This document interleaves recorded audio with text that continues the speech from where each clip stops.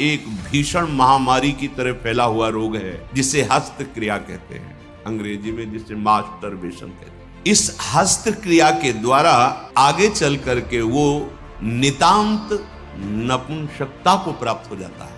अब चिड़चिड़ा स्वभाव हो गया, एकदम निराश, हताश, उदास, अब क्या करें, शरीर नष्ट कर दें, वो डिप्रेशन में पहुंचने लगे। हस्त क्रिया से संपूर्ण शरीर ढीला, फीका, दुर्बल, कमजोर और रोगों का प्रादुर्भाव होने लगता है। खड़े भोजन नहीं पाना चाहिए, लेटे भोजन नहीं पाना चाहिए, चलते हुए नहीं पाना चाहिए, बहुत गर्मा गर्म भोजन ब्रह्मचारी को नहीं करना चाहिए। इस महारोग का आना सहज है, पर इससे पिंड छुड़ा लेना बहुत ही कठिन है। किसी डॉक्टर की ना किसी दवा की कोई सामर्थ्य नहीं इसको छुड़ा सके। बहुत गौर से सुनना, और प्रायः इसको बहुत हल्के में लेकर के अपने जीवन को नष्ट किया जा रहा है। चाहे पुत्र हो या पुत्री, शिष्य हो या शिष्या, उसको ये बात समझावें कि ब्रह्मचर्य ही आपको लौकिक पारलौकिक उन्नति दिलाएगा। जैसे आप सुन रहे हो तो आपको एक चोट पहुंचाएंगे शब्द, ये आपको उठाने की कोशिश करेंगे। अगर आपने पकड़ लिया शब्द का सहारा तो उठ जाओगे, कोई औषधि नहीं बचा सकती, आप स्वयं बच सकते हो। आप में अभी भगवान ने सामर्थ्य दी है। एक भीषण महामारी की तरह फैला हुआ रोग है जिसे हस्त क्रिया कहते हैं, अंग्रेजी में जिसे मास्टरबेशन कहते हैं। इससे बालकों से लेकर के बड़े तक का ये संहार कर रहा है महामारी। कौन सी महामारी? ये हस्त मैथुन, ये हस्त क्रिया। इससे बढ़कर नाशकारी कोई रोग नहीं है। बहुत ध्यान देने योग्य बातें हैं। आज शर्माया जाता है बातें अपने बच्चों से पूछने में, या अपने शिष्यों को उपदेश देने का यही समय नहीं है। उपासना की नींव तो मजबूत होनी चाहिए, तब तो उपासना का मैल खड़ा है। रहे कैसी बातें कर, क्रियाएं कर रहे हो, तुम्हें शर्म नहीं आ रही, गंदे आचरणों में उतर रहे, शर्म नहीं आ रही, और उनका निवारण कैसे होना है इस बात के सुनने और बोलने में तुम्हें शर्म आ रही, कैसी मूढ़ता छा रही। ये कराल काल के पंजे में फंसा करके जीवित रहने पर भी मुर्दे के समान कर देता है। ये बड़ा दुर्भाग्य हो रहा है कि आज हमारी समाज इससे पीड़ित होती चली जा रही है। हितधाम में सायंकाल के समय कुछ समय चर्चा होती थी, तो जो पुराने हैं उनको याद होगा, 70-75 वर्ष के उन्होंने माइक में कहा था कि पूर्व बचपन की अभ्यास आज तक नहीं छूट पा रही, मुझे बचा लो। बड़ा आश्चर्य हुआ था कि इतना समय जब इस ब्रह्मचर्य के विषय में चर्चा हुई, उन्होंने सुना, तो वो चूंकि कहीं ना कहीं पवित्रता हृदय में थी, तो बोल पड़े माइक में खड़े होके कि इतनी आयु है पर मैं ऐसी गलती आज भी करता हूं, अब मुझे बचा लो। इस महारोग का आना सहज है, पर इससे पिंड छुड़ा लेना बहुत ही कठिन है। किसी डॉक्टर की ना किसी दवा की कोई सामर्थ्य नहीं इसको छुड़ा सके। बहुत गौर से सुनना, और प्रायः इसको बहुत हल्के में लेकर के अपने जीवन को नष्ट किया जा रहा है। ये सबसे बड़ी क्रूरता अपने साथ तुम कर रहे हो। यदि हस्त क्रिया के द्वारा अपनी जीवनी शक्ति को नष्ट कर रहे हो, आपकी नस नाड़ियों से जीवनी शक्ति निचुड़ रही है, ये तुम्हारा नाश कर देगी। इस क्रिया से जितनी हानि उठानी पड़ती है वो हम वर्णन नहीं कर सकते। ये अनिष्टकारी क्रिया खिलवाड़ में सीख जाते हैं बच्चे। एक 13 वर्ष का बच्चा, कुछ चिन्ह होते हैं जो पहले से गुरुजनों की कृपा साधन करने पर परिचय में आ जाते हैं कि ये स्त्री सहवास से वीरपात हुआ है या हस्त मैथुन से हुआ है। देखा, पहले तो मना किया नहीं, फिर जब और जोर दिया कि भाई इसमें तुम्हें लाभ मिल जाएगा अगर आप स्वीकार कर लो। हाँ, दिन में 3-3, 4-4 बार बच्चों का काम खिलवाड़, उनको खिलवाड़ लग रहा है। ऐसा लग रहा है कि बहुत अच्छा मार्ग मिल गया जिससे हम सुखी हो जाएंगे। दुर्दशा ये हो गई कि 13 और 14 वर्ष का बच्चा वो इतने बड़े रोग से ग्रसित हो गया कि लघु शंका करते ही जो महान शक्ति, उसका पतन। अब न भजन में रुचि, न किसी सेवा में रुचि, पागलों जैसी बात। तुमको समझाया जी क्या स्मृति का लोप हो रहा है, कोई उत्साह नहीं, एक जीवन मृत तुल्य बच्चा है यार, बच्चा, जहां कहीं कोई गुंजाइश नहीं। जैसे अग्नि के ऊपर चला जाए तो कैसे चला जाएगा, एकदम पैर ऐसे ये अवस्था किशोर अवस्था है, ब्रह्मचर्य पूर्ण जीवन, एकदम उछलता हुआ जीवन, तेज। कैसा भी कोई हो, किशोर अवस्था बड़ी सुंदर अवस्था होती है, प्रकाश आता है, क्योंकि उस समय तक गलत संबंध। आज तो किशोर अवस्था प्रारंभ होने से ही ये दुर्दशा, मोबाइल, कुसंग, ये सब बहुत नष्ट कर रहा है, इसे खिलवाड़ समझा जाता है।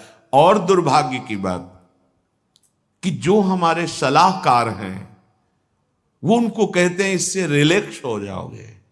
ओ अंग्रेजी का शब्द है वो, हाँ कौन सा, जो भी स्टेशन हो फ्रस्ट्रेशन, बोले उससे मुक्त हो जाओगे, होश में, होश में। ये उन महापुरुषों के वचन हैं जो ब्रह्माकार वृत्ति में स्थित है। जैसे किसी लकड़ी में घुन लग जाता है और वो खोखली हो जाती है, ऐसे ही शरीर जर्जर हो जाता है। बहुत बहुत सावधानी की जरूरत है। ये मतलब इस हस्त क्रिया के द्वारा आगे चल करके वो नितांत नपुंसकता को प्राप्त हो जाता है। नशों में ऐसा दौर्बल्य, ऐसी कमजोरी आ जाती है कि सहवास के लिए सोचा मात्र खत्म हो गया जी, सहवास की योग्यता खत्म हो जाती, गृहस्थ मार्ग में चलने लायक नहीं रहता, संतान उत्पन्न करने की सामर्थ्य नहीं रहती। बहुत सावधानी की जरूरत है, इसे खिलवाड़ मत समझो। किसी भी औषधि में, किसी भी डॉक्टर में कोई भी ऐसा उपाय नहीं है जो इसे छोड़ सके। आपकी स्वीकृति ही एकमात्र है, सत्संग ही एकमात्र है, भगवत चिंतन, भगवत कृपा ही एकमात्र उपाय है कि इस महान रोग से, और ये वायरल की तरह फैल रहा है, जैसे कोरोना वायरल नहीं था ऐसे फैल रहा है। छोटे छोटे बच्चे जो अभी जानते भी नहीं, वो इतने से संस्कार पड़ रहा है, अच्छा लग रहा है। अब वो जीवन भर, अगर अभी तो नहीं, अभी सुधर जाए, नहीं जीवन भर नहीं रोक सकता, नहीं रोक सकता। या तो सदगुरु कृपा हो जाए और बहुत शासन हो और वो स्वयं उस शासन को स्वीकार करे तो निकल सकता है, नहीं बड़े बड़े इस महामारी से नहीं निपट सकते।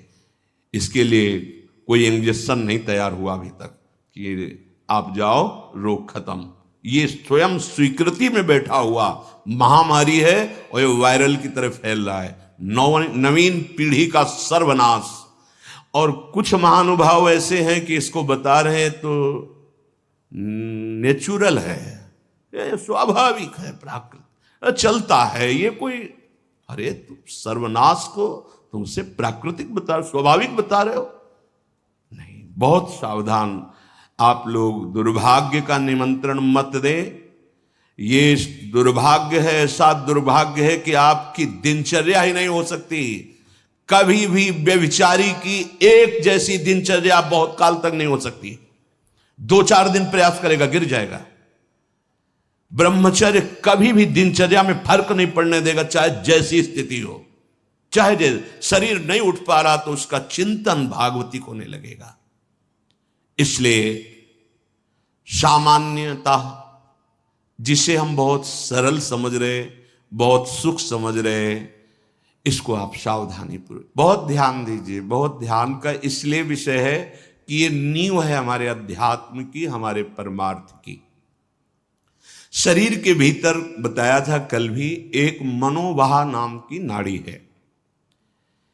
इस नाड़ी का कार्य है मथानी जैसे नहीं, दो दूध दही का मंथन करे तो मक्खन निकाल देती है, ये इतनी चिंतन से गर्म हो जाती है नाड़ी, तो वीर पूरे शरीर के रक्त के साथ है उसी से आपकी हड्डियां मजबूत होती हैं, उसी से आपका शरीर बलिष्ठ होता है, उसी से आपके मन को पवित्र विचारों में चलने की सामर्थ्य मिलती है। ये जो कहते हैं ना कि हम नहीं चल पा रहे हैं, हम भजन नहीं कर पा रहे हैं, आप कमी को पहचानिए। शरीर के भीतर जो मनोवाह नाम की एक नाड़ी है, ये मंथन कार्य करती है। जे ही आप कामासक्त हुए, चिंतन किए, तो पूरे शरीर से, जैसे दही के मंथन से वो घृत निकाल ले, वैसे ये मनोवाह नाड़ी काम करती है। वो पूरे शरीर की नस नाड़ियों से आपके जो वीर शक्ति उसको एकत्रित कर लेती है, चाहे शरीरधारी कोई भी हो, स्त्री हो पुरुष कोई भी हो, उसको एकत्रित कर लेती है। पूरी नस नाड़ियां कांप उठती हैं जब उसका आकर्षण, वो आप समझ नहीं पा रहे, वो आप समझेंगे ऐठन हो रही, आप ऐसे, वो पूरे नस नाड़ियों को निर्जीव कर रही, शक्तिहीन कर रही है। सिर से पैर तक हर अंग हिल जाता है। शरीर का मंथन करके वो एकत्रित करके बाहर कर देगी। अब क्रिया करो या ना करो।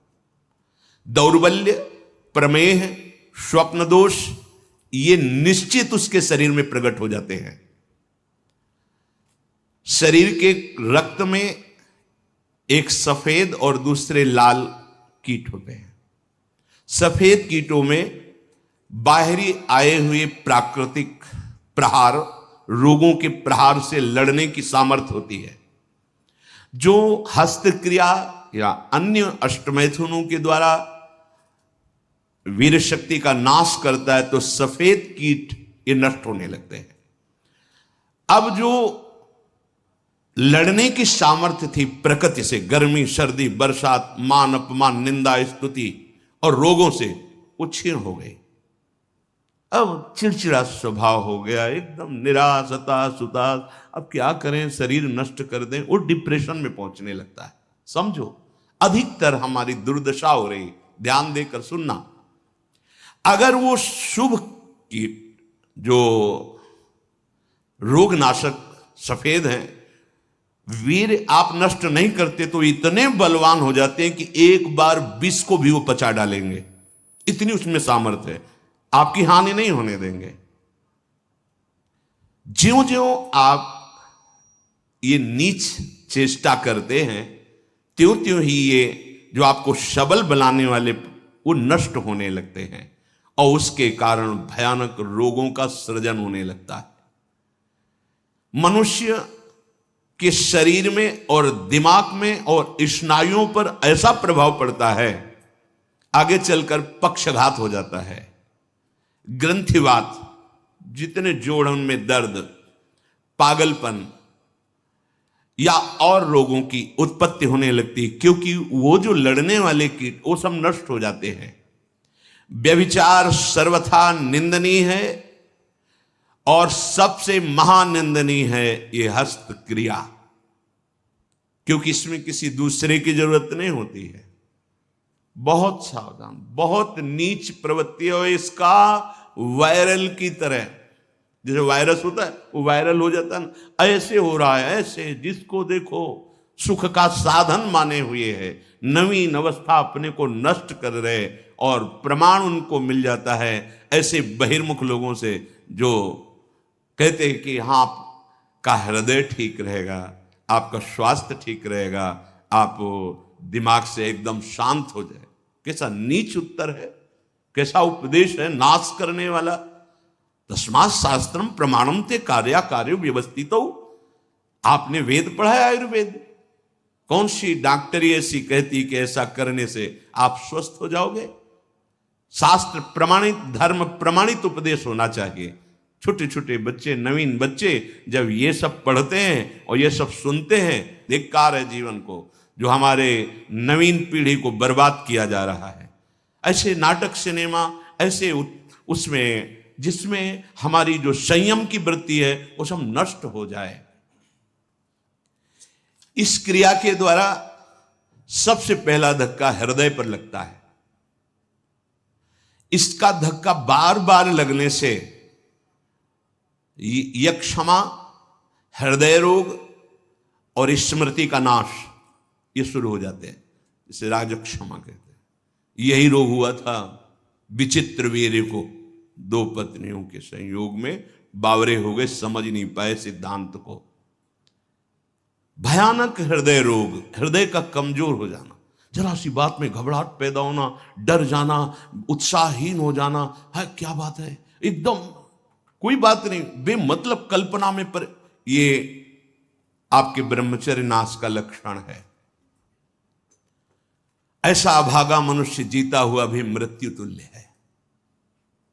मस्तिष्क में बिजली की तरह इसका प्रभाव पड़ता है ब्रह्मचर्य नाश का, वो एकदम क्षीण करता चला जाता है। याददाश्त नष्ट हो जाना, शरीर में एक अजीब सी पीड़ा होना, खाली खालीपन महसूस होना, सुबुद्धि का पूर्ण रूप से ह्रास हो जाना, प्रतिभा न रह जाना, तेज न रह जाना, उत्साह न रह जाना और पागल सा व्यवहार होना, यह शुरू हो जाता है ब्रह्मचर्य नाश से। मस्तिष्क कमजोर होते ही आंखों की ज्योति लड़खड़ा जाती है। ऐसे देखें, अवस्थागत बात अलग है। अभी ब्रह्मचर्य रह करके आप देखो, ये तो प्राकृतिक नेत्र हैं, आपके दिव्य नेत्र खुल जाएंगे। कान में सुनने की शक्ति, दांत के मसूड़ों का फूल करके दांतों को जो रोकने की शक्ति, शरीर की शक्ति, ये सब नष्ट हो जाती, क्योंकि ब्रह्मचर्य सबका आधार है। बहुत जल्दी बाल झड़ना, बाल पकना, जैसे राजा के नष्ट होने पर संपूर्ण सेना बंदी बना ली जाती है, ऐसे ही